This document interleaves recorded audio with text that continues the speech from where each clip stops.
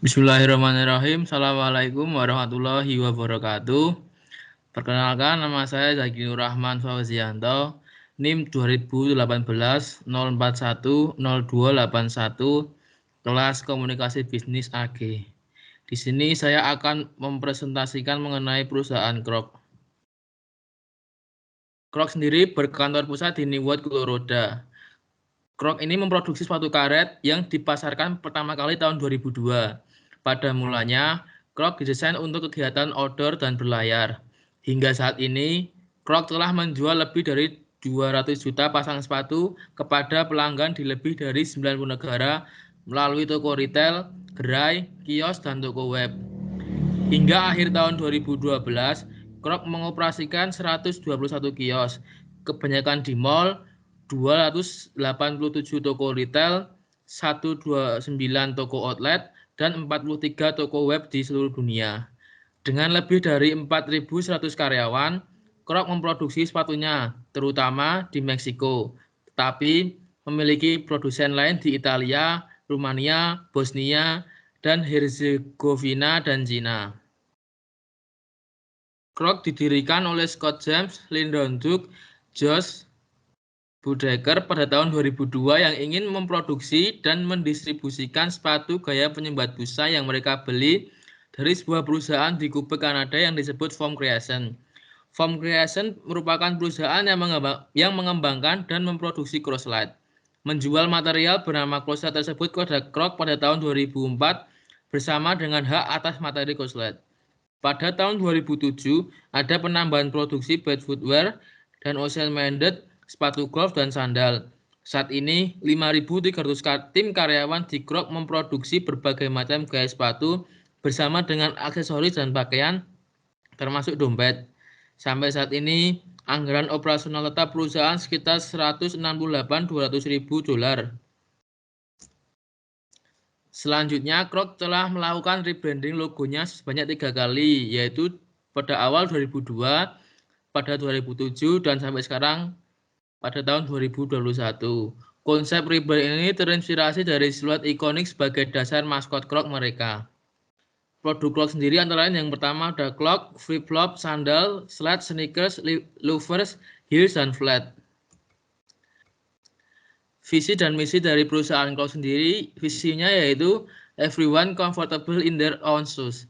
Misinya yang pertama, untuk menghadirkan kenyamanan, kesenangan, dan inovasi yang mendalam ke kaki dunia.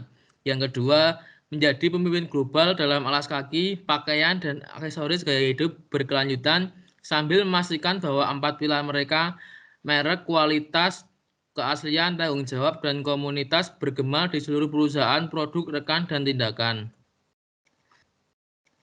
Selanjutnya ada analisis SWOT. Yang pertama ada strength, yaitu yang pertama mempunyai sinergi yang kuat dalam sistem distribusinya. Yang kedua, desain produk yang menarik, nyaman, dan tahan air. Yang ketiga, berbahan dasar kloset yang antibakteria sehingga tidak menimbulkan bau. Selanjutnya ada weakness. Yang pertama, munculnya produk pesaing. Yang kedua, kualitas bahan yang digunakan oleh Krok tidak dapat terurai secara alami. Selanjutnya ada opportunity. Yang pertama, memperluas lini produk. Yang kedua, melakukan diversifikasi ke segmen bisnis lain. Yang terakhir adalah threat atau ancaman. Pertama, perubahan tren gaya hidup yang terlalu cepat. Yang kedua, peraturan pemerintah dalam pembatasan impor, kebijakan penanaman modal asing. Selanjutnya ada strategi. Yang pertama ada strategi produksi. Krok memproduksi sepatu buatannya di anak perusahaannya sendiri. Foam Creation Inc. di Kanada yang memproduksi sebagian besar sepatu untuk pasar Amerika Utara. Namun, Krok juga memproduksi sepatu di wilayah lainnya seperti Cina, Italia, Meksiko, Rumania, dan Amerika Serikat. Yang kedua, mematenkan proses pembuatan dan fitur-fitur yang terkait dengan model sepatu Krok. Selanjutnya ada strategi marketing. Yang pertama, memperkuat brand Krok melalui print ad yang menarik di mana iklan sepatu jelek justru menarik perhatian masyarakat. Yang kedua, word of mouth juga memegang peranan penting karena dengan banyaknya pembicaraan mengenai Krok yang populer membuat orang-orang menjadi penasaran dan justru tertarik dengan produknya. Yang selanjutnya ada strategi finance. Yang pertama, meningkatkan salesnya dengan cara melakukan program-program marketing. Yang kedua, menggunakan hutang dan akuisisi perusahaan yang berkaitan dengan bisnisnya. Selanjutnya ada positioning strategi, yaitu differential product. Crocs melakukan diferensiasi produk dengan cara memproduksi sepatu dan sandal yang berbahan berbeda dari yang lain, yaitu foam clog. Selanjutnya ada segmentasi. Yang pertama ada segmentasi geografi. Memiliki gerai sebanyak 433 yang tersebar di berbagai negara atau benua seperti Amerika, Asia, dan Eropa. Selanjutnya ada segmentasi demografi. Dirancang untuk segala usia mulai dari anak-anak sampai dewasa. Selanjutnya ada marketing mix. Yang pertama ada produk. Crocs menawarkan berbagai macam produknya seperti clog, sneaker, dan boot. Sepatu Crocs yang pertama dan paling terkenal adalah Crocs Clog. Clog adalah sepatu yang mudah dan nyaman serta memiliki warna yang cerah untuk semua jenis kelamin. Clog terbuat dari bahan koslet yang menjadikan sepatu ringan, nyaman, tahan bau, dan peredam guncangan. Jibit adalah perhiasan yang bisa dipasang di lubang sepatu. Jibit dapat dengan mudah dipasang dan dilepas. Jibit sangat diminati oleh anak-anak. Selain clog, Crocs memperluas lini produknya dengan sepatu kasual seperti sneaker dan sepatu dengan heels. Yang kedua ada price. Crocs memilih brand image terjangkau tapi tidak murah. Jadi target audiensnya adalah kelas menengah. Harga Crocs berkisar dari 30 hingga 80 dolar.